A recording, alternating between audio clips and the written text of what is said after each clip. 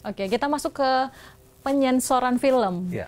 Mengapa perlu disensor? Silakan Ibu.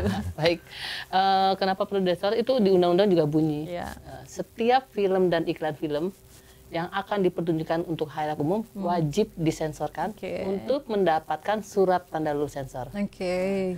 Jadi, berarti sebelum beredar harus ada STL-nya itu ya? STLS. Oh, Kami menyebut STLS. surat tanda lulus sensor. Oke. Itu yang harus didapatkan oleh para pembuat film itu. Karena kalau mereka mau tayang itu kan karena di undang-undang bunyi wajib. Ya, kalau wajib itu kan berarti harus dipenuhi gitu kan. Nah itu yang makanya akhirnya dibentuklah adanya lembaga sensor film, maksudnya tugas LS, karena di P3SPS pun ada bunyi, ya kan? Kalau itu mendapatkan itu dari lembaga yang berwenang. Nah, siapa lembaga berwenang untuk menyensor? Ya hanya LSF kan. Di Indonesia kan hanya LSF. Betul.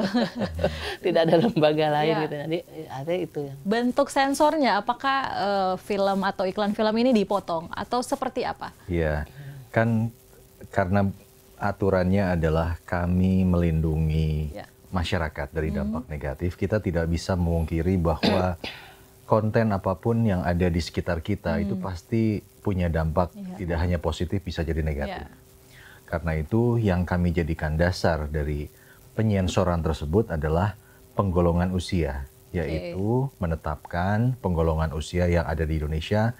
Itu ada 4, yaitu semua umur, 13 tahun plus, 17 tahun plus, dan 21 tahun plus. Jadi prinsip kami ketika sedang menyensorkan di studio sensor, kami punya 5 studio sensor ya. Karena setiap tahun berarti itu semua film pastinya ditonton. Pasti lewat. Tidak boleh dari lewat mulai ya. Dari mulai yang anak-anak untuk anak-anak sampai yang horor sampai yang horor dan juga thriller yang sadis gitu ada juga. Dan 2024 kami menyensorkan 42.300 judul. Wah, luar biasa. Jadi luar biasa. Nah, dari semua judul tersebut, baik itu film, iklan film, kemudian juga yang ditayangkan di televisi kan harus melalui LSF juga, itu kami mengklasifikasikan usianya, menggolongkan usia menjadi keempat tadi. Nanti pengaruhnya di mana? Pengaruhnya adalah berarti kalau diberikan penggolongan usia 13 plus ya berarti yang di bawah 13 jangan ikut nonton. Begitupun yang 17 plus, yang di bawah 17 jangan ikut nonton, apalagi yang 21.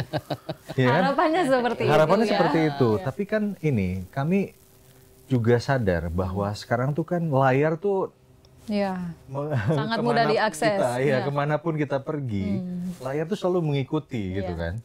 Kita mudah sekali mendapatkan dari gadget ya, dari platform manapun tuh sangat mudah. Sehingga kami berupaya bahwa ada kesadaran sendiri yang harus muncul dari masyarakat. Yaitu kami melakukannya dengan penerapan Gerakan Nasional Budaya Sensor Mandiri. Jadi kesadaran untuk melakukan sensor mandiri adalah kesadaran tidak hanya bagi para pembuat filmnya, tapi juga masyarakat umum. Kalau mereka mau menonton film, lihat dulu klasifikasi usianya. Kalau memang tidak cocok, jangan. Jangan malah ngajak nonton film horor, ngajakin anaknya. Misalnya kalau misalnya film horornya 17 plus gitu ya, anaknya masih kecil. Ada yang bahkan bawa bayi bioskop gitu. Itu tidak tepat. Nah, kesadaran itu yang kami ingin munculkan. Apakah hanya sebatas mengeluarkan klasifikasi usia yang tadi dikatakan ada 4, semua umur, 13 plus, 17 plus, dan 21 plus, atau ada yang dipotong-potong juga atau di-blur? Nah, kan bedanya begini. Tapi dijawabnya usai jeda. Oke, Kita jeda sejenak.